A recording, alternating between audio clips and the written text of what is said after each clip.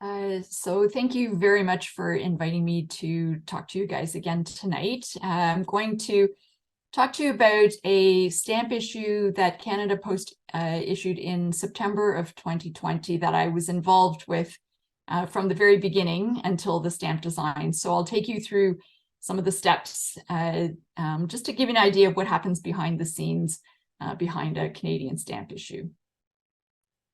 So this is the stamp issue. It was issued on September 10th, 2020.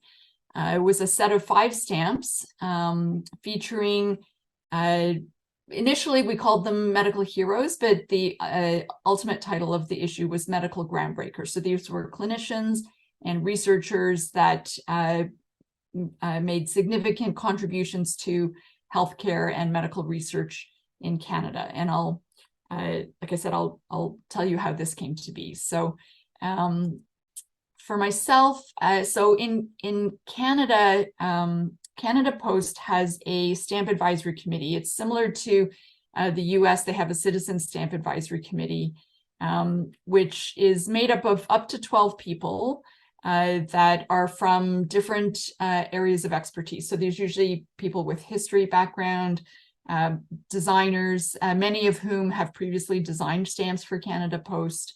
There's usually a representative from different cultures, like right now we have an Indigenous representative, a Black representative from the Black community, and there can be up to 3, although during the time that I've been on the committee, there's only been at most 2 people from the Philatelic community, just to represent stamp collectors and the Philatelic point of view. So I first learned about this committee in 2017. Jim Phillips, who was the director of the stamp services for Canada Post at that time, came to one of the stamp shows that was held in Toronto in the spring. And he gave a presentation about how the stamp committee, how the stamp advisory committee works, and went through some of the recent stamp issues and showed us some of the accepted designs and also some of the unaccepted designs that weren't picked for the various stamp issues. So, you know, this was the first time I'd ever heard of this committee. And of course, if you're a stamp collector, you would love to be on the committee. I had no idea how anybody ever got to be on the committee. But fortunately for me, about a year later, I was actually invited to join the committee. I had gotten involved in organized philately about 5 years before this, and just through being involved and knowing some of the people, and I guess they were looking for people with diverse backgrounds as well, and my expertise, non-philatelic expertise is in medicine. So I'm a physician, I'm a hematologist, and I also do medical research in leukemia. And I have, which I spoke about last week, I have a thematic exhibit and a thematic collection about blood donation and blood transfusion. And I actually had it, I was exhibiting it at the show where Jim Phillips came and gave his talk. So he had a chance to see it, and I met him briefly at that show. But anyway, I received an invitation from Canada Post to join this committee. And of course, I jumped at the chance. I mean, I think any stamp collector really would love to be part of, how stamps are issued, and to get that sort of peek into the background of how stamps go from an idea to ultimately a stamp issue. So this is just an overview of what happens at the Stamp Advisory Committee. So it usually takes about 2 years on average from when a stamp concept is accepted as a stamp issue through the whole design process to when the stamp is finally launched. So I'll just go briefly through the steps here. This was a slide that was given to me by one of the members of the Stamp Services Committee to kind of just give an overview of the whole process. So basically, Canada Post has certain fixed issues every year. So for example, every year we have a holiday and Christmas issue. There's always a flower issue in the spring for people to use on like wedding invitations and so on. And now we have there's a stamp issue for Black History Month in February usually. There's an issue every year for Diwali, for Eid, and for Hanukkah now. We also have a remembrance issue. And just in the last couple of years, we've added an issue for truth and reconciliation in Canada. So there are these fixed issues. There weren't this many when I first joined the committee. But then in between, there are stamp issues that commemorate different aspects of Canadian history and celebrate, sports, culture, entertainment, medicine, science, all different aspects, and try and tell stories about Canada and its past. So we receive suggestions from like anybody can make a suggestion to Canada Post. There's a, you just email your suggestion to the chair of the Stamp Advisory Committee. And also people, members of the Stamp Advisory Committee itself and members of Stamp Services can also propose ideas. So all of these ideas are considered at the Stamp Advisory Committee meeting, so SAC for short. So we have 3 meetings a year, usually one in February, one in May or June, and then one in the fall in October. And at these meetings, we do consider all the submissions that have been received since the previous meeting, and we decide what we're going to keep and what we might consider in the future and what we can't really incorporate. We get lots and lots of ideas, and unfortunately, there isn't a ton of room in the stamp program to to take all the ideas, of course. So we try and select with a balance to, considering diversity and representation across regions and telling the most important stories and trying to have some variety in the stamp program as well. So once we accept an idea, the Canada's Post Stamp Services team, then goes and does their research. They will talk to expert organizations that are related to the stamp issue to make sure they get all the details right and make sure it's an appropriate topic to have on a stamp. And then the design team commissions usually like 2 to 3 designers or design firms to come up with concepts for the stamp. So once they've done the research, they tell the designers, this is the theme or this is the topic, and the designers take that and then they come up with their own concepts. And then those concepts come back to the Stamp Advisory Committee at the next meeting once they're available, and the stamp manager will present those designs to the committee without telling us who the designers are. And usually, there can be anywhere between 5 to 10 designs, and some of them, there may be more than one from a specific designer or design firm. And then we discuss the designs, and usually it becomes obvious after the discussion, usually one design will win out. Sometimes there's a couple that people like, and sometimes, I think one time since I've been on the committee, we've had to have a tie-breaking vote from the chair of the committee. But usually it's pretty obvious what people like, and I the discussion is always very informative. I've learned a lot about design through these kinds of discussions. And then once the committee selects a design, then it goes back to the stamp manager or the design manager and the design firm, and then they go back and forth. And the committee may make suggestions for certain changes that they want, and that's all taken into account. And then usually after that point, the committee is not very involved, and it's usually just between the manager and the design firm to get the final design, and then they show us what it is. We're not really involved after that, and then the stamp is eventually, it's printed, and then they organize a stamp launch depending on how they want to do that. And Canada Post, decides whether it's going to just be a stamp booklet or whether there's going to be a souvenir sheet or a larger pane and all the different products that are going to come with the stamp. So the Stamp Advisory Committee is not really involved beyond just the design of the stamp itself. So this whole process usually takes about 2 years, like I said, from the initial design, from the initial concept being accepted to when the stamp is finally launched.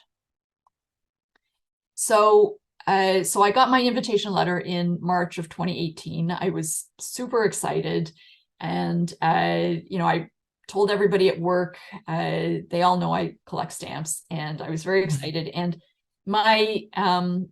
so the work that I do, like I mentioned, I'm a leukemia researcher. I study the biology of leukemia stem cells and normal blood stem cells. So this whole field of stem cell biology, when I wrote my PhD thesis, it all goes back, it all traces back to the work of two scientists who were at the Ontario Cancer Institute. It's now the Princess Margaret Cancer Centre, which is where I work.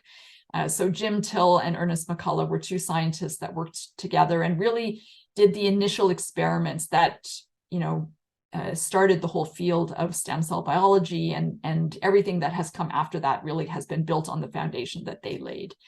And so when I was telling everybody at work, Dr. Norman Iskov, who's a senior scientist in the Institute, and he actually, worked at the time that these original experiments were being done, I said, oh, I'm so excited. I just got appointed to Canada Post Stamp Advisory Committee.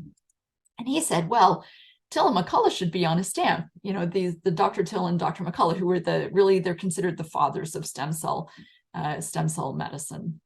And so I thought, yeah, that's a good idea. So I thought about that, and I thought, okay, let's see if we can, I see if I can make a suggestion to the Stamp Advisory Committee. So I just want to mention that, for many years, living people were not depicted on stamps aside from the reigning monarch. So the queen or the king obviously was depicted on stamps, but you couldn't otherwise be on a stamp unless you had died. So that rule was actually changed in 2005, at which point they did allow people who were living to be featured on stamps. And Oscar Peterson was the first living person to be featured on a stamp who wasn't a reigning king or queen of Canada. And he's passed away since then. But, in speaking with the people on the Stamp Services Committee, they said it's so wonderful for somebody who's going to be honored on a stamp to actually receive that honor while they're still alive. And a lot of them are so overwhelmed and find that it's like the biggest honor they've ever received, even more than all the other, awards and everything that they've ever received, because it's something from Canada and Canadian people, and, they're going to be on a stamp and be on letters all over the country. And just a lot of them are just really touched and moved by it. So since 2005, living people can be on stamps, but obviously they have to have had usually a significant body of work and have a significant contribution and a story to tell for them to appear on a stamp. So here's just a little bit more about Dr. Till and Dr. McCullough. So they worked together. Dr. Till had a physics background, and Dr. McCullough was a biologist. He was a hematologist. And together they designed these experiments where they did sort of radiation experiments with mice and transplanted mouse bone marrow cells into irradiated mice that rescued the mice. And, that through these kind of experiments, they were able to detect blood stem cells and be able to quantify them. And, that basically set the stage for all the future research in stem cell biology. And so they've received lots of honors. They're considered the fathers of stem cell biology and stem cell research. This is an art installation that is just outside the building where I work, actually. So this is Dr. Till and Dr. McCullough, and there's some empty stools there that invite you to come and sit and chat with them. So it's just a lovely tribute to them. And there's lots of lectureships and awards that are named after them. So anybody who's in my field really knows Till and McCullough. I mean, it's like they're very well known. But even though they were well known in my field, based on sort of what I knew and the discussions I had heard at the committee, I didn't think it would be that they would be accepted as a single stamp issue, because it wasn't really a large enough story for outside our particular field. So I thought about how I could get them on a stamp, was maybe to make it part of a larger proposal, a set of 4 or 5 stamps that featured different medical researchers or clinicians that had contributed to different aspects of medicine and really made a big difference, with work that was done in Canada.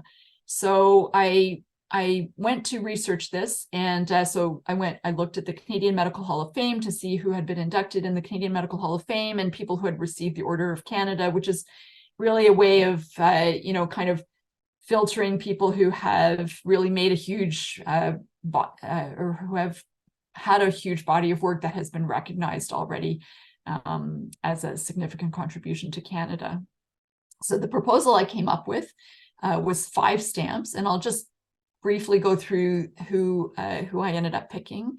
So first was Dr. Julio Montaner. So he is actually originally Argentinian.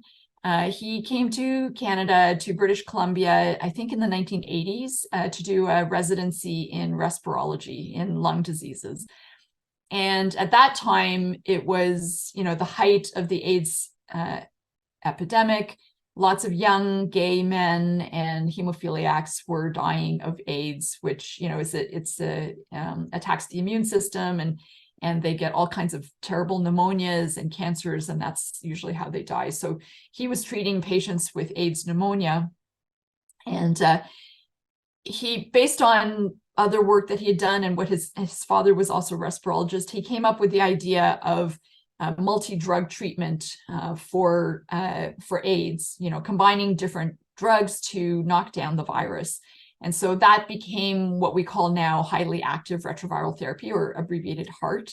And he led the clinical trials for this. They were international trials, and basically presented this data at a meeting at an AIDS conference in 1996 that really set the standard for AIDS treatment. And AIDS, it really converted AIDS from being a death sentence to basically a chronic disease that is completely manageable just by taking these medications. So it's just become like, and people who take these medications, they don't have the virus, they just live normal lives. So it really transformed the disease. And he also,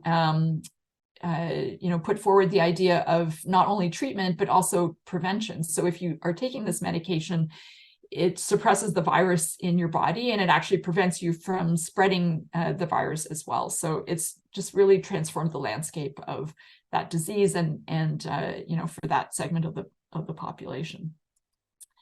Next in Winnipeg was Bruce Chown, Dr. Bruce Chown. He was a pathologist who did a lot of significant work in the area of Rh disease. So Rh disease is also called hemolytic disease of the newborn.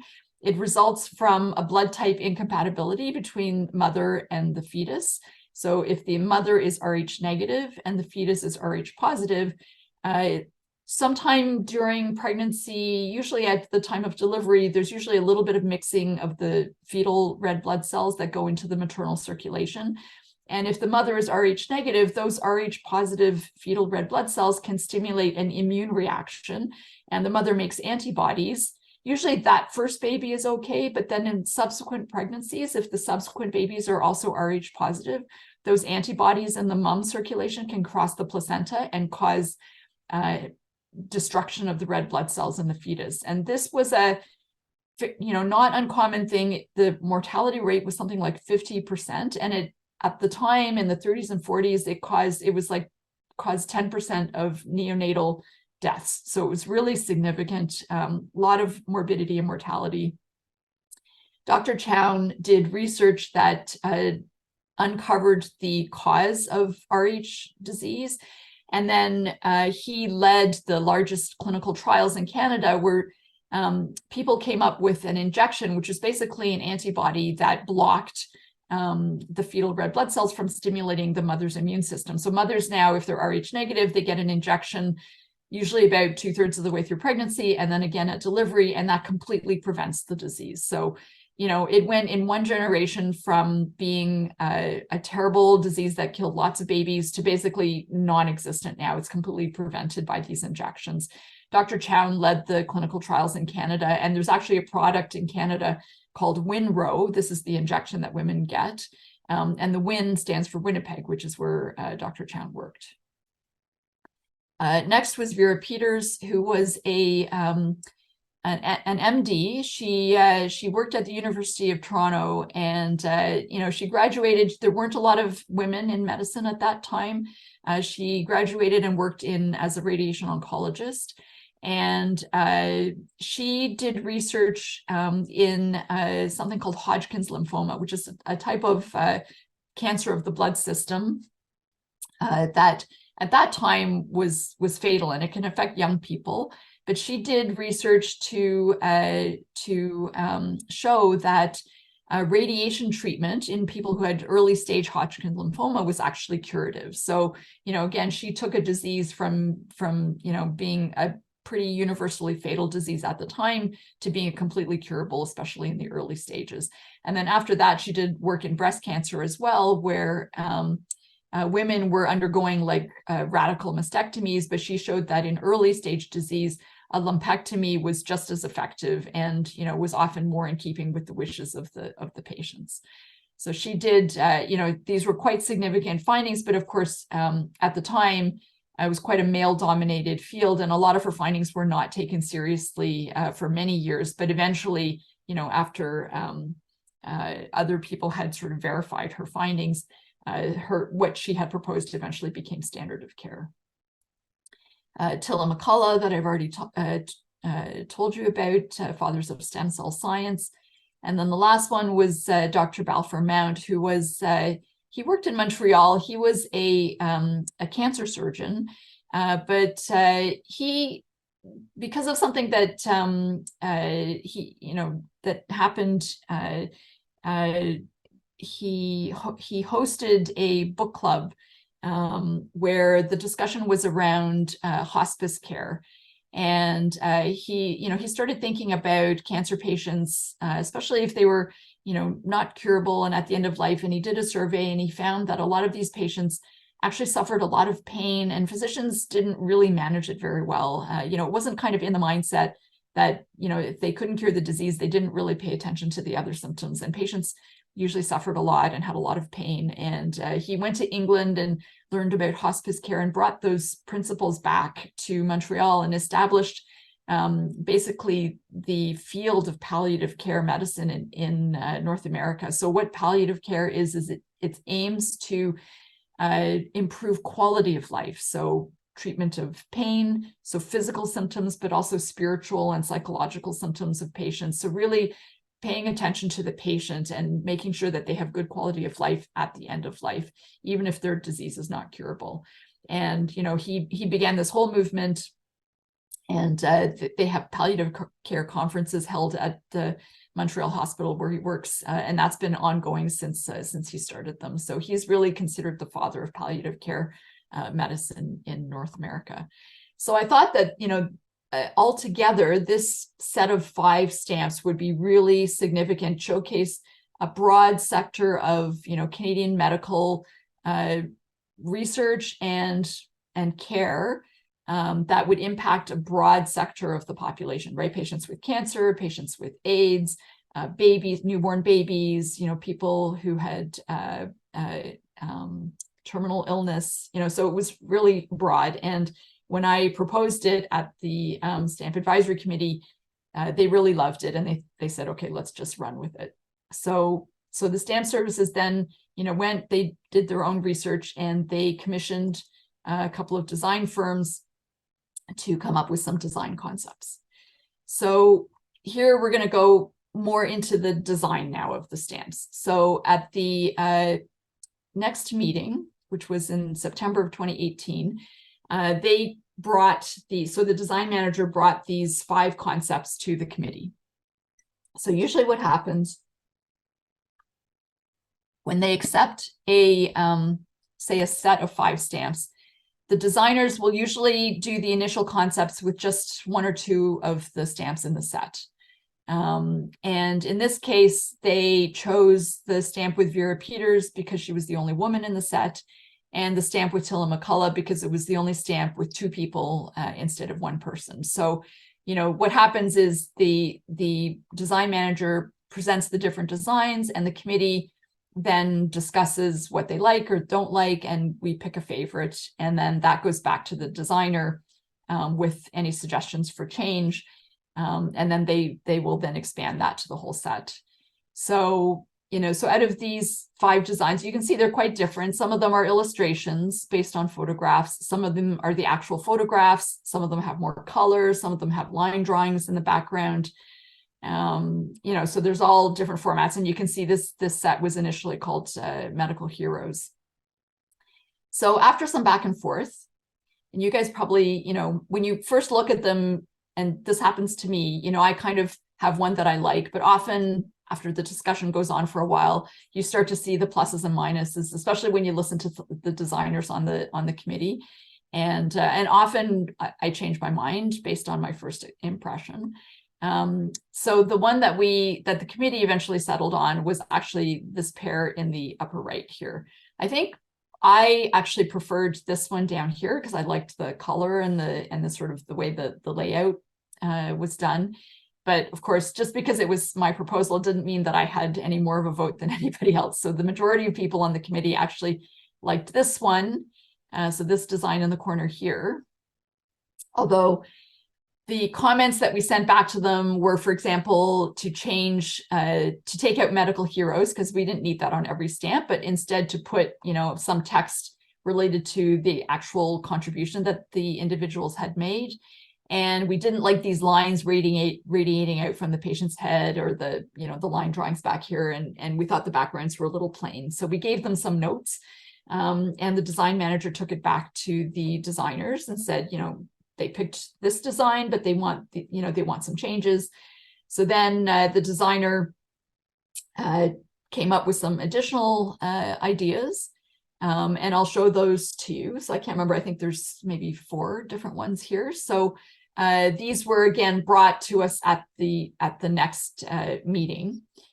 So this was, so now here you see that they've expanded the designs to the whole set. So in addition to Vera Peters and to Tilla McCullough, they've now got stamps for the other 3 people. So this was one design where they have these sort of line drawings in the background that relate to what their contribution was, and they've changed the text here to reflect the contribution. This one is quite similar, although you can see the colors are much more washed out here compared to the previous one. So this is the first one. This is the second one. Again, it's really hard to kind of see the background images because the colors are so washed out. This one, they kind of went in a different direction. Instead of illustrations, they actually had like a background image, and then a foreground image, and then a black and white photo of the person. And you'll notice that what they liked was that they could see everybody's hands in every photo. So and that they felt was like something that kind of conveyed like the human touch and caring, and they liked that as a sort of theme that tied all the stamps together. And then this was another sort of similar one with some histology in the background, and some line drawings here to symbolize their contributions. So this was the original pair. And if I just take that pair of stamps from the other 4, from the new designs, the new proposals. So again, like these 2 are quite similar. We ended up, the committee, after some back and forth, ended up picking this design here. So we liked this idea with the background and another, like a foreground object, and then the photo of the person or persons being commemorated. So this is what we chose. So then once that is kind of decided on, then the designers really go all out and start to do the research. And after that point, like after we sort of pick say this is the design, it's good to go. Usually beyond that, the Stamp Advisory Committee is not usually involved in sort of the final tweaks of the design. But because the design firm actually, the designers didn't have any scientific background, and because I had originally proposed the stamp issue, and I had expertise in at least 2 of the subject areas on the stamps, the design manager actually went back and forth with me quite a bit to make sure that they had all the details correct. So at different points, she sent me, the images that the designers were working with. And you can see from here that this is how they kind of keep track of everything. So they have the stamp concept here, and then they have their sources for all of the images that they've put on the stamps. And as I looked at these, I could see that there were problems with different aspects of the stamps. So that, they would show me something, I would give them some notes, and they would go back to the designer, then they would tweak it, and then would come back to me. So there was actually quite a lot of back and forth in this stage. So I think what I'll do next is I'll just take you through each stamp one by one and just talk about the different changes that we made to the stamp design as we went along. And sometimes this was just one back and forth, and sometimes it was 2 or 3 times back and forth. because sometimes I would see something initially and then later on I would notice something else and I would tell them. And I always thought, oh, am I being too nitpicky? But actually Canada Post, they are really detail oriented. They do want to get it right. They always do their due diligence and research. So actually they were quite glad that I was being so nitpicky, because they really wanted to get the designs right. So this was the initial stamp design for Balfour Mount. I actually didn't have a lot of notes on this one. I mean, this one's a fairly easy stamp, I think, to get right. I mean, it's palliative care, it's caring for people. So in the background, you see a patient lying in bed, and in the foreground, somebody holding hands. So, I didn't really have a lot of notes. This ended up being the final stamp design. For design purposes, I guess they flipped the hands around, but otherwise they didn't make a lot of changes in the final stamp design. And you can see for all of them, actually, they had their little Order of Canada ribbon, which I thought was a nice touch as well. So this is Bruce Chown. So remember, he made his major contributions in RH disease, or hemolytic disease of the newborn.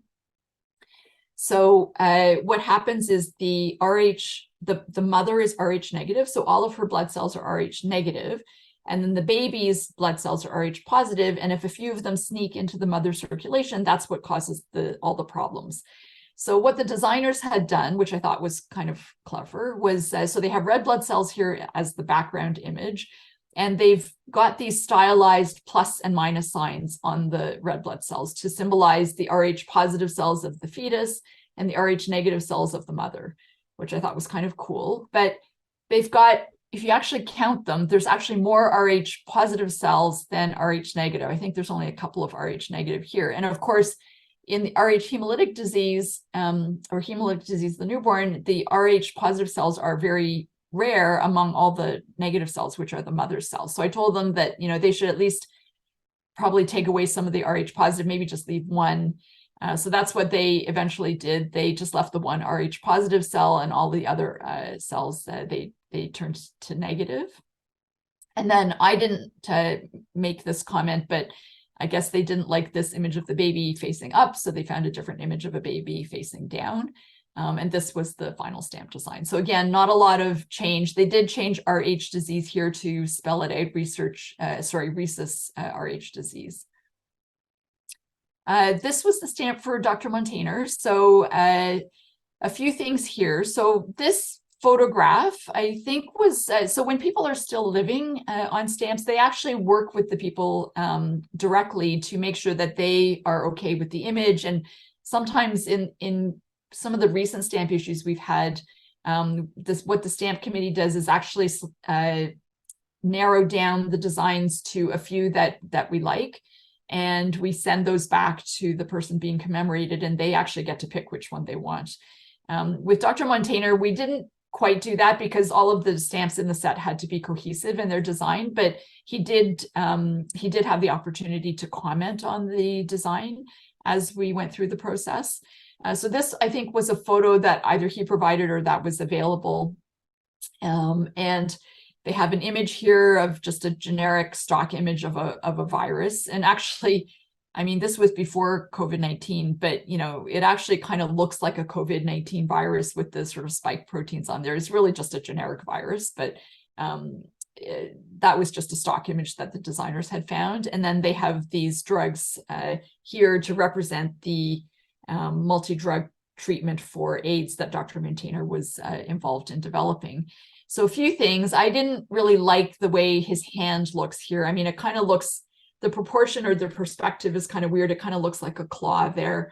And when I looked at the image here, it was just like a generic, virus or 3D cell image. So I actually went online and looked for what the HIV does is it infects T cells, which is a kind of white blood cell. And so I actually found a scanning electron micrograph. So it's like a 3D image of a T cell that's been infected with HIV. And here the red dots are actually the HIV particles, and the blue cell is a T cell. So it actually looks really cool. It provides the same kind of depth and perspective that they wanted in the background, but it's obviously a more relevant image than just a generic virus. image. So I provided them with that link. And then Dr. Montaner himself actually didn't like having the drugs on the stamp, so he preferred to have a red ribbon, which represents AIDS. So this is what the final stamp ended up being. So you can see it looks much cooler with the infected T cells and the red ribbon instead of the drugs. And actually, so Dr. Montaner's in Vancouver, and the design firm was actually in Vancouver. So they actually went and reshot the photo of him. They still wanted the same pose. They wanted the hands in the photo, but it looks much better, I think, in terms of the perspective. And the hand is not so prominent in the front. So, so this ended up being the final stamp design. And he also added, so it wasn't just treatment, but also treatment and prevention. Remember, I mentioned that when people are taking this medication, it actually suppresses virus production and prevents transmission of the virus. So not only treats the patient, but also prevents them from spreading it. And through this way, it's a way of knocking out AIDS altogether. Okay, so then the last two stamps are people from my institution. So Vera Peters, as I mentioned, did her initial groundbreaking work in Hodgkin's disease or Hodgkin's lymphoma, where she figured out that people with early stage disease could get radiation, and that was curative. And so, that was a big deal. And then she also did work in breast cancer. So what the designers had done was this was just a generic background histology, I think, of some breast cancer. They found some radiation treatment machine, and this was a photo of Vera Peters that was available online. Vera Peters had passed away, but her family was involved in the design. So what they wanted actually was, because she was, a great mentor and teacher, was they wanted an image of her somehow conveying, that she was a really great teacher. So they decided, instead of this image, to use this one where she's standing and giving a lecture. And for whatever reason, they changed the image of the radiation machine to this one. And I'm not sure if this background image is the same or not. So there were a few things I didn't really like about this stamp. So first of all, I couldn't understand what was going on with her hand and this thing. And I didn't actually understand what this was initially, because you can only kind of see part of it. So I went online and actually found this photo, which is where they took the image from. And what's happening here is she's actually giving a lecture and pointing to this large panel or poster of a human body. And her hand is kind of pointing to where the diaphragm is. And so in Hodgkin disease, like a lot of lymphomas, we stage it, or we figure out if it's early or advanced based on whether there's involvement above the diaphragm or below the diaphragm. So I think here she's just indicating where the level of the diaphragm is. And what the designers did was, they kind of took part of this image and they moved it down. I guess they didn't want it all the way up to the top of the stamp, but you can see here, and this is what I couldn't figure out what it was. This is actually her hand here. It's duplicated. And what they did was they kind of chopped it off and moved it down. So of course that had to be fixed. Next, the background image. So, I was able, because I had the chart that had the source of all the images that they used, I went and looked, and this was just a generic, breast cancer histology. It wasn't anything special. And I felt that because she had done her original work in Hodgkin lymphoma, that really we should be using an image of Hodgkin lymphoma. And then the final thing, which I didn't like, was this radiation machine, which again, they just found a generic stock picture. It's a very modern radiation machine. And I thought it would be more appropriate to actually get an image of the machine that Dr. Peters would have used during the time that she was actually working and treating patients. So I went online. Here's an actual photo of, this is Vera Peters here, and this is the machine that she used. It's called a cobalt exotron. And actually the cobalt bomb was developed by another Canadian, Dr. Harold Johns, who there was a prototype built in Toronto, and this was the machine that Dr. Peters used. And actually the cobalt bomb was one of the first, sort of radiation treatment machines. And that has actually been commemorated on a Canadian stamp issue in 1988 featuring Canadian technology. So, they took this image and substituted that on the stamp. And then, so I went online to see if I could find some histology of Hodgkin lymphoma. And so one of the only things I probably remember from histology from medical school is that, so I don't treat Hodgkin lymphoma, but I remember that there were these very characteristic cells called Reed-Sternberg cells that basically look like owl eyes. So if you look here on this histology, these pairs of cells that kind of look like owl eyes, those are called Reed-Sternberg cells. And, I remember that from my medical school class. And, I thought it would be cool if we could put that on the stamp. Now, of course, the vast majority of people looking at the stamp are never going to know what that is. But, there will be the odd person who looks at it and understands Hodgkin disease and will look for the Reed-Sternberg cells. So I thought it would be cool to do that. And where I found this was a website called Web Pathology that was set up by, I think he's actually a urologist in the US. I'm not sure if he's a pathologist. I can't remember now the details. But he had basically set up this website just as a teaching tool in his spare time. So when I showed this to Canada Post, they gave me permission to contact him. Canada Post will not pay for images, but they will, of course, acknowledge sources.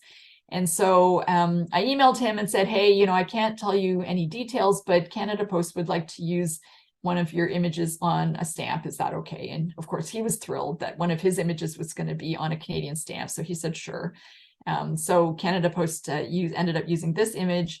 And this is the final stamp design. So they've corrected this, what happened with the poster board. They put her cobalt exotron machine, and you can see they've kind of chopped up the image a little bit, but you can see Reed-Sternberg cells here and here, and they've used this pathology. So, and I have to say that I belong to the American Topical Association. They have a medical subjects unit, a study group, and the newsletter editor of that study group, when he wrote an article about this stamp issue for their newsletter, it's called Scalpel and Tongs, he actually mentioned that there were Reed-Sternberg cells on Vera Peter's stamp. So I was like so thrilled that he saw those, without any prompting from me. So that was cool. And then, of course, the whole reason why I started this whole thing in the first place was to get Till and McCullough on a stamp, right? So here's Jim Till, Ernest McCullough. They were like a dynamic duo that basically, established this whole field of stem cell science. So a couple things about this stamp. So the background is just a generic, cells dividing, which I thought was fine, because there's no sort of picture of stem cells that you could use, like that anybody would look at and say, yes, that's a stem cell. So I think, a generic picture of cells dividing is just as good as any other. But what I didn't really like was this, and I couldn't figure out what it was exactly. I mean, it looks like a bone with some bone marrow there, but I couldn't figure out like what bone or, what the orientation was. So again, I went back to their source and I realized, so they had taken this from a website that was talking about hip osteoarthritis. And what they had done actually was they flipped the image and rotated it, which when I went back and talked to somebody on the stamp services committee, they said, oh, they're actually not supposed to do that. Like they're not supposed to modify images. But anyway, I didn't really think it was the best image to use. And actually, so Dr. McCullough has passed away, but Jim Till is still alive. And when they talked to him, he, because they had done their initial work in mouse bone marrow, he thought it would be better to actually have an image of mouse bone or mouse bone marrow rather than a human, bone that they hadn't worked on. So, so Canada Post came back to me, and I spoke to Dr. Iskov, who I mentioned at the beginning, because he does a lot of work in mouse bone marrow stem cells. He didn't really have any good images, and I wanted to find something that really people would be able to recognize as bone or bone marrow when they just looked at it. So someone that I spoke to in the lab said, oh, there's this paper by Sean Morrison's group. It's a review paper about, blood stem cells, and they have this really cool image. So I went and looked at it. So this is the image from that paper. And they have this sort of 3D rendering of a mouse femur. So this is upside down. This is the knee, and this is the hip down here. But, just at a glance, I think it's pretty obvious that this is a bone and it's sliced down the middle, and you can see the red part here is the bone marrow, right? So I think it's fairly obvious, and it looks like a bone. So I showed this to Canada Post, and the design manager showed this to the designers, and they played around with it a little bit, and they kind of mocked it up like this. You know, they flipped it, and they brought the two bones closer together. So they really liked this. The design manager thought it looked great. I thought it looked great.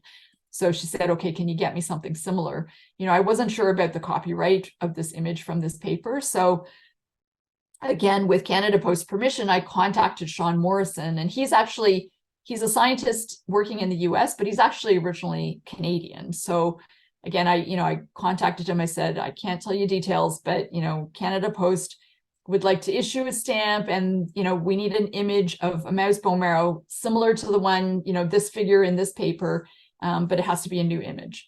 So he worked with Elise Jeffrey, who was one of his postdoctoral fellows, and they sent me this image, which I thought was great. I sent this to Canada Post, and the designers incorporated it into the stamp design. And I think it looks so much better than the other image that they had originally used. So I thought this was great. And then there was one final thing that I noticed. So here you can see they've written Ernest McCullough and James Till, and they did that because, McCullough's on the left here, Till is on the right. But it's like, and then I looked at the description on the back of the first day cover. They had sent me the mock-ups of the first day cover. And again, it said, Doctors McCullough and Till. So, I told them, everybody in the stem cell field calls them Till and McCullough, right? It's Till and McCullough Award, Till and McCullough Lecture. It's Till and McCullough. It's like Simon and Garfunkel, right? And you wouldn't say Garfunkel and Simon. It would just sound weird. So I said, everybody in the field they know them as Till and McCullough. And even though the pictures are not in that order, if you just read about it, it's obvious who's who. And if you already know them, then it doesn't matter, right? And so I convinced them that, it had to be Till first and then McCullough. So they adjusted that on the stamp and on the first day cover. So this is the final stamp design. So this is the set of 5 stamps, the final design.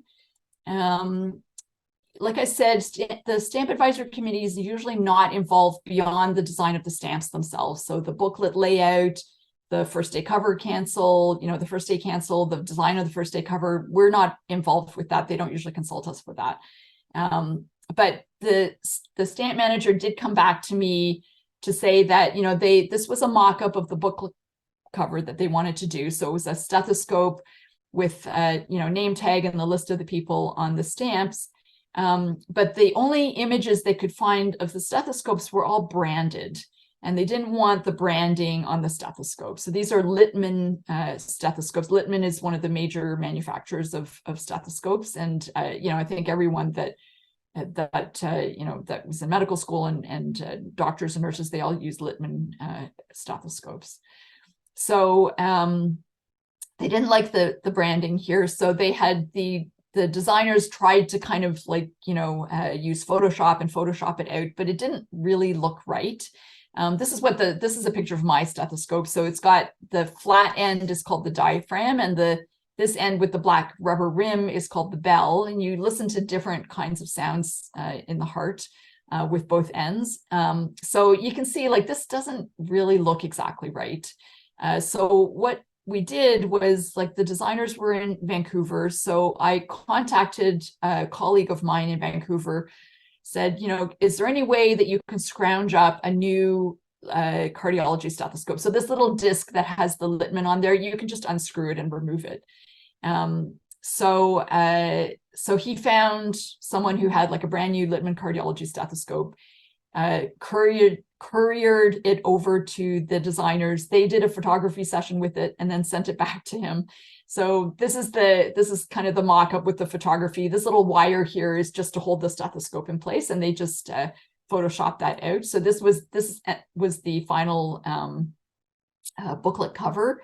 And you can see they instead of listing 6 people here, they just made Till and McCullough into a single. Then this is the inside of the booklet. You can see, I think it's Maurizio's background. So they've got 2 sets of 5. These are self-adhesive stamps with the stethoscope there. And on the back, they have acknowledgements, and just blow this up. So Dr. Gaspardarowitz and Dr. Iskov also gave them some feedback on some of the write-ups that they did for some of the first day cover write-ups on the back. And my name is there because I helped them with the design. I think this is the only time I'm ever going to get my name on a Canada Post product. So so my name is there, and you can see some of the other people that provided expertise as well. And I mentioned in the chit chat at the beginning, we didn't have in-person stamp launches, unfortunately. I was very sad about that. This was right in the middle of the pandemic. We started working on this issue before the pandemic, and the stamps ended up being issued in September of 2020, right when we were in the middle of lockdowns. So we couldn't have in-person launches, but Canada Post did make these enlargements, and they were displayed in the lobby of the Princess Margaret Cancer Center for about a week. And you can see they've got some first day covers for Vera Peters there too. I think people could just take one for free. And we did do some videos. So Canada Post actually came to my house, and we filmed a video in the backyard. I think it was in August. And so if you actually go to the Canada Post website, they made individual videos for each stamp, but they also have like one overall video to launch the whole set. And I introduced that video, so I'm actually on that video. It's filmed in my backyard. And then I actually, so out of all the people on the stamps, Dr. Mount, Dr. Montaigne, and Dr. Till are still alive. So I sent them first day covers and asked them to sign for me. So it's a little bit of the fangirl, but so I have these souvenirs now of this stamp issue, and I wrote an article. So if you're interested, I sent the PDF to Maurizio. So I wrote an article for the Canadian Philatelist, which is the magazine of the Royal Philatelic Society of Canada, just giving some more background about each of the people on each of the stamps and what their contributions were. This is just a shortcut to the page on the Canada Post website. They actually make excellent videos for all of their stamp issues now, just to give some background about the person or event being commemorated on the stamp. So if you go to this page, you can read more about each of the individuals on the stamps. And then I thought, if you'll indulge me, it's very short. I'll just play the video that they made for the Till and McCullough stamp to give you an idea of what we did. And in this video, Dr. Till is interviewed. So I'm the one interviewing him, actually. So they don't have any recording of me, but they have recording of his answers in the video. Dr. James Till, an expert in biophysics, and Dr. Ernest McCullough, a specialist in hematology, proved to be a powerful team. They refined the definition of stem cells and established an entirely new field of medicine to treat such serious conditions as blindness, paralysis, and cancer. The head of the physics group asked for a volunteer to work with Dr. McCullough, and I volunteered. We found we enjoyed working with each other, and we became genuine colleagues who participated equally in the designing of experiments. Well, of course, we didn't know at the time we were creating a new field. I think that Till and McCullough, their work beginning in the 1960s, really set stem cell research on a different stage. They really gave birth to the modern era of stem cell research. We complemented each other. Our backgrounds were so different that we brought fresh perspectives that would not be available to either of us alone. Jim was a physicist, right? He was trained in sort of hardcore quantitative details of how things worked at the subatomic level. McCullough was the physician, and he was also the biologist. Biologists tend to have a little more flexible type of view on a problem, and so by bringing the two of them together, I think was the magical sauce, so to speak, that allowed this sort of creativity to happen. This is a broader Canadian community acknowledging his contributions and his work. And I think that would have touched him because he wanted to do science, but he wanted to do it for people.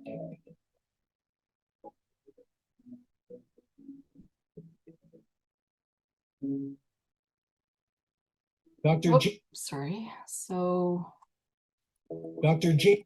So that's it. The last thing I'll just mention is another stamp issue that I proposed was a stamp promoting organ and tissue donation that was issued in April 2022. So, you know, I think I've brought hopefully a medical perspective to the Stamp Advisory Committee in addition to my philatelic perspectives. And I still have a little bit of time on the committee, so we'll see what other issues I might be able to influence still coming out. So that's it. Thank you very much for listening, and I'll be happy to answer any questions. Thank you very much, Jean, for this wonderful presentation.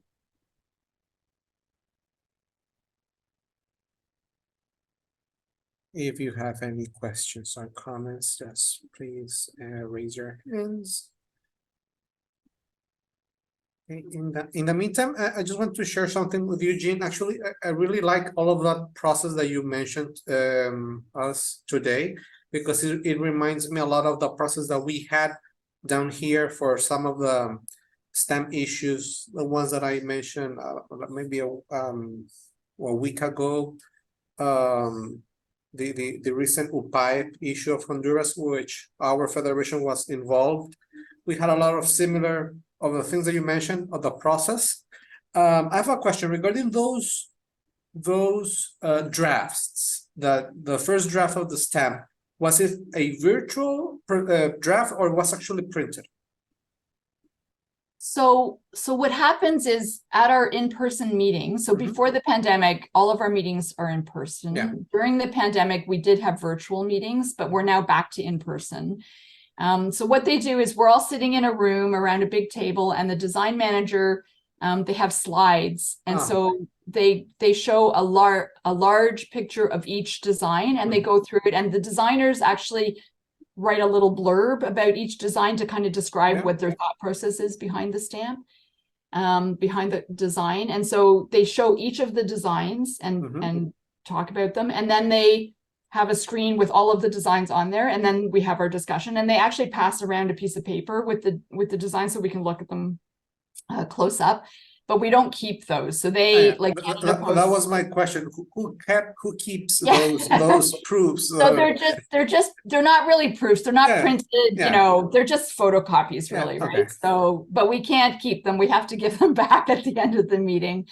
You know, but I actually, you know, when the first time I gave this talk, I actually talked to the stamp services and said, hey, you know, I think, like, would it be okay if I talked about the design process and how I was involved? And they actually gave me those slides, like of all the original, like the earlier design concepts and stuff. So you know, I think once the design comes out, and you know, they're okay with people talking about the process and everything. So that's fine. Yeah, it's interesting though, because when they show us the designs, they don't tell us who the designer is, because I know, like, for me it wouldn't make any difference, but I think the people on the committee who are designers, they know other designers, right? So they don't want them to be biased. But when they show the screen with all of the different designs, sometimes it's pretty obvious, like, you know, you can group them, right? Like this kind of concept is very similar, so you can kind of tell, you know, which designs came from the same designer or design firm.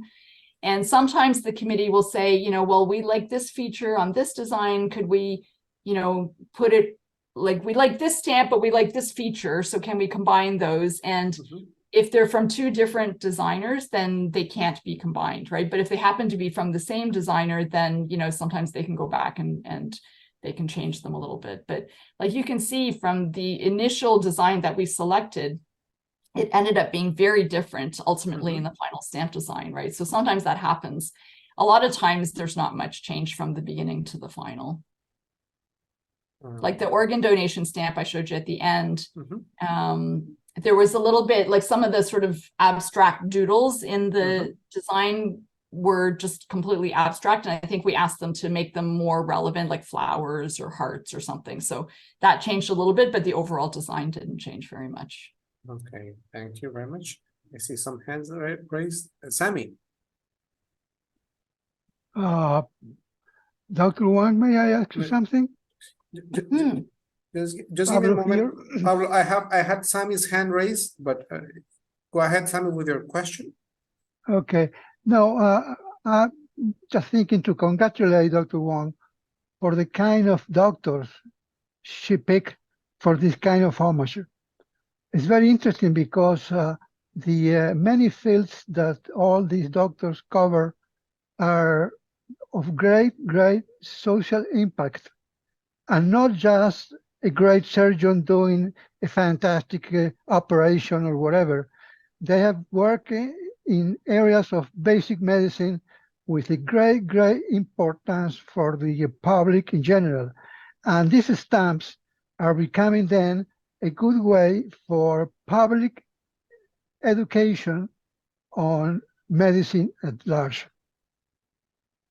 Yes, thank you. I completely agree. And Canada Post, their whole purpose is they want to tell stories and educate the public. And so I think I am so happy with ultimately what the design, the stamp set ended up being. And I think you're absolutely right. I think they loved it because it represented so many different, an impact on so many aspects of society, right? From babies to older people to cancer patients, to like, it just, I think everybody would be touched by at least one of the stamps. So thank you.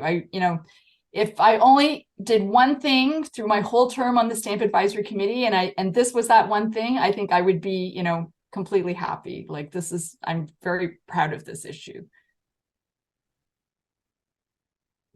Okay, Sammy. Thank you.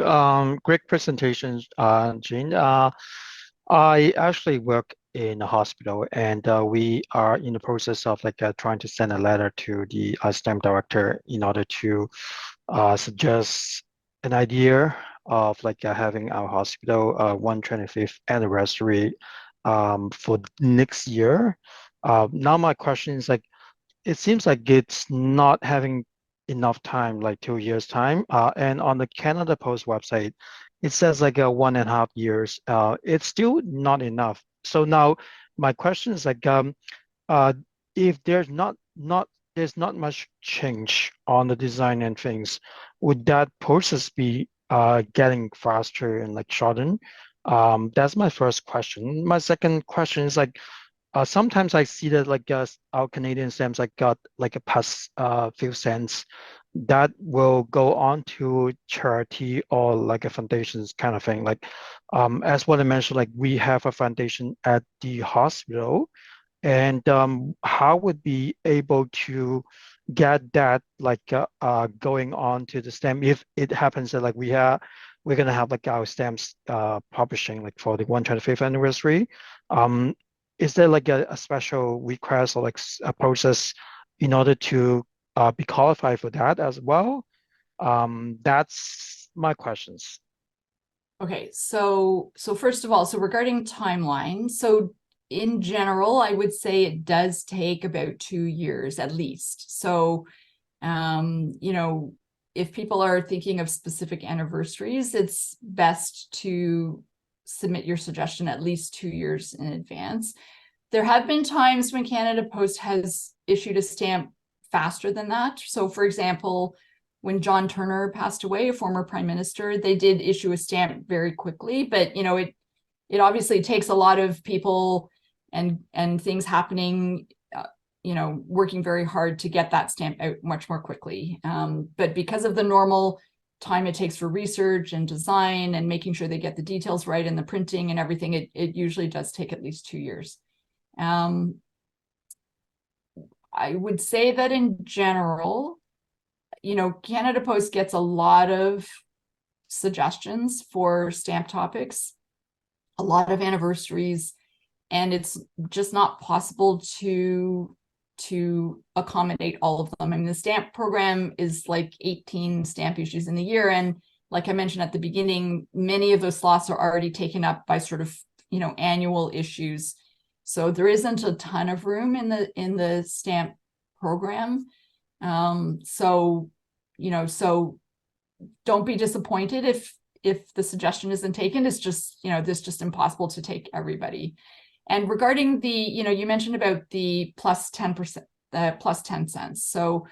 So Canada Post actually has their own charitable foundation. It's called Canada Post Foundation, that they provide, through that foundation, they provide grants to youth programs, youth organizations. So people who run youth programs or charities, usually it's more organizations and youth programs, they can apply to Canada Post Foundation for a grant for running their program. And so that the money for the foundation is raised by one stamp issue a year, which is the Community Foundation stamp issue that has the plus 10 cents on every stamp. So each booklet of 10 costs an extra $1, and that $1 goes towards the Canada Post Foundation. So that's the only, that's the charity that the semi-postal stamp goes to. Canada Post doesn't really do other semi-postal stamps for like private foundations or anything like that. Okay, thank you, Sean. One last question, sorry. You mentioned about like if we have suggestions like of stamps like issuing to Canada Post, we can email the stamp director about it, right? So like on Canada Post website, like they said like we need to send snail mail to the Ottawa address. And I called them actually, and I got the same answer as well. So like there's no email that like I can or like we can at the hospital send to in order to get this going, like this process faster. Is that right? I mean, snail mail will get it there, but if you want, you can send me an email and I can forward it to the chair and the director of the stamp services. But it all goes to the same, it all ends up in the same place. Yeah, I agree. Yeah, thank you. Okay.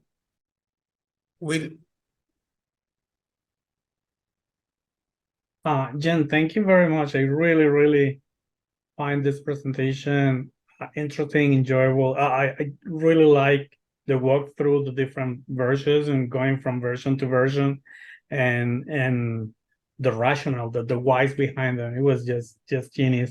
I do have a couple of questions though. Hopefully quick questions. The first is Tina and McCullough, being the only doctors that have one stamp for each, I wonder if there was any pushback from within the stamp advisory committee, or actually from anywhere, to give every doctor, honor them with their own stamp. That's my first question. And the second question is, in your first or second slide, you showed the 7 steps that the committee took to, from design to post-release management. And the very last bullet was exit strategies. And if I understood that concept correctly, it means what would we do with the remaining stamps once the life cycle of the series ends. I would like to know what are common exit strategies for Canada. Okay, so the first question was, did we ever think about giving Till and McCullough each their own stamp?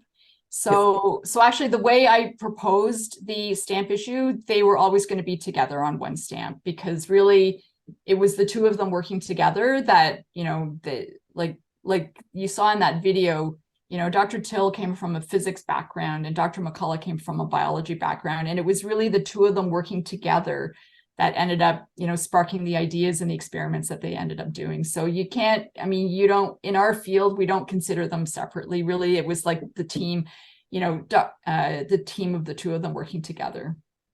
So it was always going to be a 5-stamp issue. Regarding the stuff on the end, so once the stamp design is picked, like I said, the stamp committee is usually not very involved.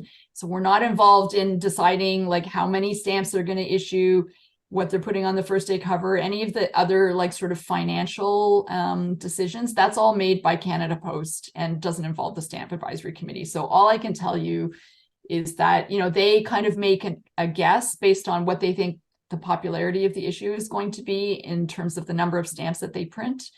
And I think stamps that aren't sold, you know, they're aiming for near complete sellout, right, by 2 years. And anything that's not sold, I think after 2 years, they destroy. So, but I can't really tell you details beyond that. Yeah. Thank you. Daniel. Gracias. Thank you. Sorry. I think that they are very lucky to have had someone like you with your expertise, but also the initiative you took to make sure that every single detail on the stamp represent what the people have achieved, but also, you know, give them justice for their work, and also to actually educate people accurately. So I think that you deserve a lot of credit on that. And then on that note, my question is, who are these design agencies who don't really pay attention to those details? Because I think if they did from the get-go, you would save definitely a few rounds of revisions, right? So I don't know if you can talk about how these agencies are selected. How often do they do stamps that they might not be as prepared to, you know, have a system ready going to make it more efficient? I don't know if you have exposure to that. And congratulations again. Oh, thank you. Thank you very much. So, I mean, like I said, you know, this is not really an aspect that we're involved in, so I don't know a lot of details. You know, I get questions all the time from people who not only want to submit a suggestion to Canada Post, but also want to submit a design suggestion, right? Like they want to kind of mock up their own stamp. And Canada Post will never take an unsolicited design just because of copyright issues, I think. So they commission designs, and they usually, I think, have a stable of, you know, designers or design firms that they have used in the past, or I think people can also submit portfolios to them to be, you know, get on that list of people who are commissioned. But they pay for the concepts, even if they're not accepted as the final design, they pay the designers for the concepts. And, you know, there's a wide variety of topics that these designers end up designing stamps for, right? There could be wildlife, it could be scenery, it could be people, it could be, you know, an event. So they do research to try and capture the essence of the story that Canada Post wants to tell. But I think with like the details that I talked about here, it's really impossible for somebody without a science background or a medical background to really understand those finicky details, right? So they can kind of get the gestalt of it, but they need somebody with content expertise to really nail down those final details. And Canada Post, I mean, I was involved with this issue, but I know there are other issues. Like we did an issue on, there was an issue on endangered whales, for example, or, you know, we had a couple of stamps on endangered turtles, and they do go to, you know, those content experts to make sure that they get the details and those illustrations correct, and the habitat and all the other kind of details that I have no idea about, right? So they really go to the, you know, and even in selecting which whales should go on the stamps, they talk to, you know, some organization that has expertise in that to make the right selections. So Canada Post will always work with people and get the designs vetted by someone who has expertise to make sure, to the best of their ability, that they don't get any details wrong. Now, every once in a while, something will still slip through, but you know, for the most part, they get it right.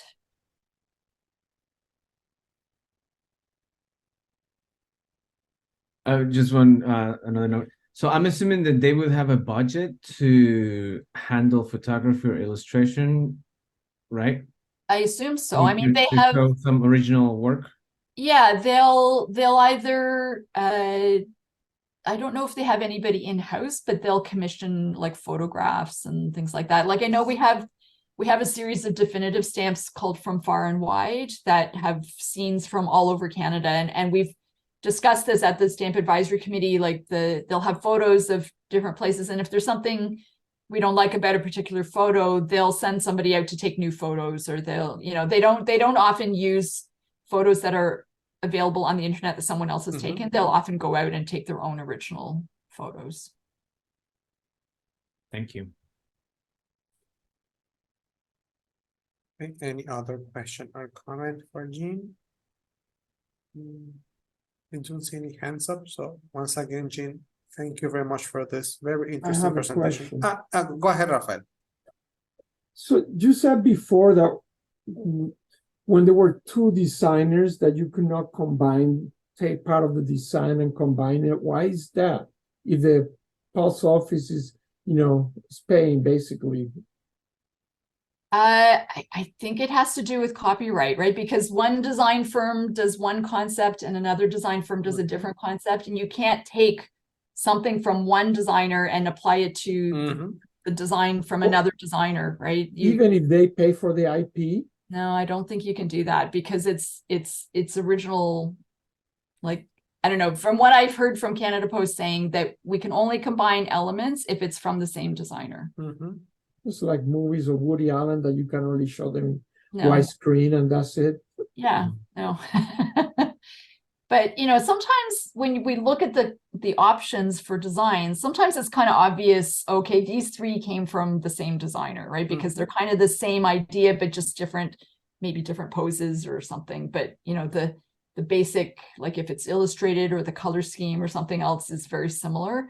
And so in those cases, we can ask for slight changes. If we like this part, can we change it to be like that? But otherwise, I mean, you can ask for notes, obviously, like, in the designs I talked about today, we made a lot of changes, right? So we wanted this changed and that changed, but it was just based on like changes that we wanted. It wasn't saying, take something from this design and bring it in. So And that's they didn't change additionally every time you propose a design, a change.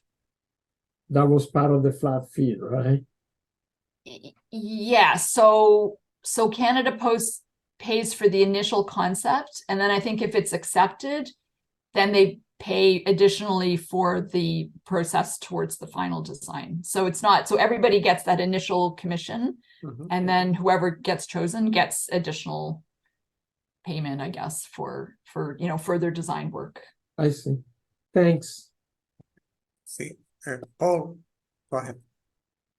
Yes, hi. Congratulations for your conference. I got a question. There is any chance in Canada to pay for a issue or for a single stamp for a private company? For instance, they have an anniversary or something like that, and they want to pay in order to get an issue for this anniversary? No, you mean like pay Canada Post to issue a stamp? Right. No.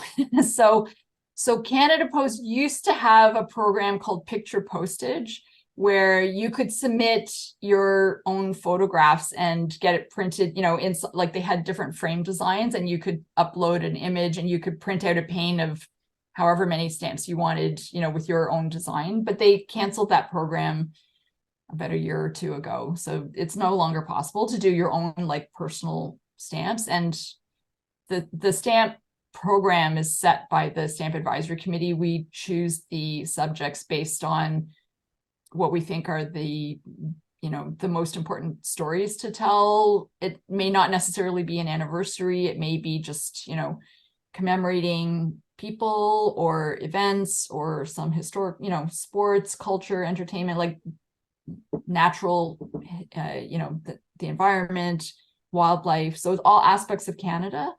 But yeah, people cannot pay to have a stamp issue. Okay, I got it. Thank you. Here we used to have the similar, and they cancel it as well, that you can just upload the picture and then you pay and they send you that. Yeah, a lot of other countries still do have that program. But I think it was the people putting obscenities and things, and that became an issue. Yeah, Canada Post, because they're still responsible for printing the stamps, even though it's private design, they had to be very careful about what they allowed. And it just became very difficult to ensure that there were no problems with the designs. Yeah. Jean, another question. Once you saw the original, like the first sketch of the stamp, I know that you mentioned a few of the changes. Were those all the changes, the ones you mentioned, or there were more? I ask this because down here, once we propose an idea and the designer gives us like the sketch, they tell us, well, you have two changes. So we have to be very efficient in what we tell them, because then we use one change and then all, and that's it. But from what you mentioned, all of those little details that had to be changed, those were a lot of changes that had to be made. And fortunately, they were made, and the end were those very nice stamps that I have in my background. But was there any limit to the changes for the corrections for the designers, or you had all the observations or all the notes to send them, like do this, do that, the committee, as a committee or individually? So the initial suggestions, like from the very first design, the very plain design, the committee gave notes, and then the next set, the 4 variations on that also came back to the committee, and we selected, the photographic one. And then everything after that was just me going back and forth with the design manager. So I never spoke with the designers directly. It all went through the design manager. Okay, I see. But there was really no, like, she didn't say you can only have this many changes. Like, she would show me the stamps and say, do you have any comments? And I would look, I looked at them as carefully as I could, and I would give her all my comments, but then, she would either come back with the redone design, and then I would see something else. And I always worried that I was being too picky, and, they were going to get tired of me telling them all these little finicky details.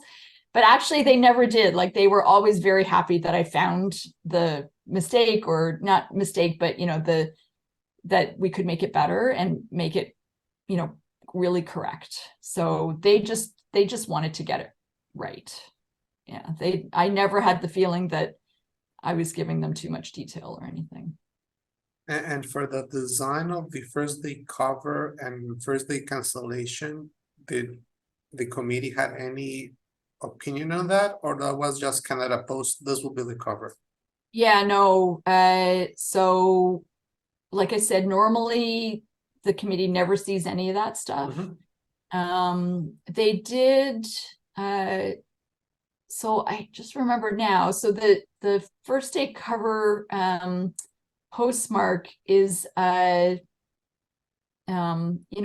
rod with the snake. And there are 2. They actually asked me, because there's one is a staff of Mercury, I think, that has 2 snakes.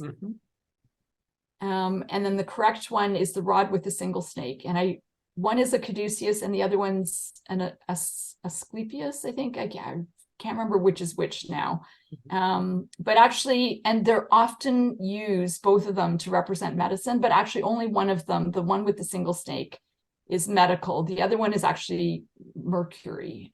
It's not medical, but a lot of, like, it was mistakenly adopted by some medical, I think maybe some military medical thing in the US. And so it's been used a lot as a medical symbol.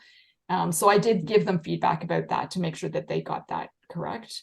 And again, like, just the wording on the first day cover, but I don't think I gave them a lot of comments about the first day covers, because a lot, they were really just images of the people, and they had already had the comments about the stamp design. They just really used features that were on the stamps on the first day cover. But some of the other people that were acknowledged, like Dr. Gospodarowicz and Dr. Iskov, they did give them some comments on the write-up, I think, on some of the first day covers. So yeah, here, let's see. Sammy just shared with us the one of the images of the cover, so I'm going to share it here so we can see the cancellation. Very nice. He also said that he has his kid when he was 9 years old on the pause. Yes. And one of those make your own stamp. oh yeah, the picture postage. Yeah, picture. Yeah, you should share that, Sammy. Yeah. Okay, thank you. Okay, any other questions or comments? Oh, I have a comment. I think ahead. that I liked how they utilized the symbol of the Canadian award. I forgot what you called it. Order of Canada. Order of Canada. Because the way they use it, it almost feels like you can also continue just that to continue highlighting famous Canadians or Canadians who have contributed a lot. So I think there's it was done nicely that it has a lot of potential to keep going. So it's a beautiful work. I think the designers ultimately did a great job on the stamps. Yes. You know, I have to say, you know, when we selected the initial design, it wasn't the one that I liked the best. But ultimately, because I think I liked, out of the initial proposals, I liked the one that had the color and the photos in the background. But ultimately, these stamps ended up being quite similar to the original concept that I had liked. So, but I think, you know, I think it's a fantastic set. You know, it's colorful, but it's a cohesive design. They're all individual enough, and they're all different enough, but you know, it's a great set altogether. So just yeah, like I said, if that was the only thing I did on the Stamp Advisory Committee, you know, I'd be very happy with that.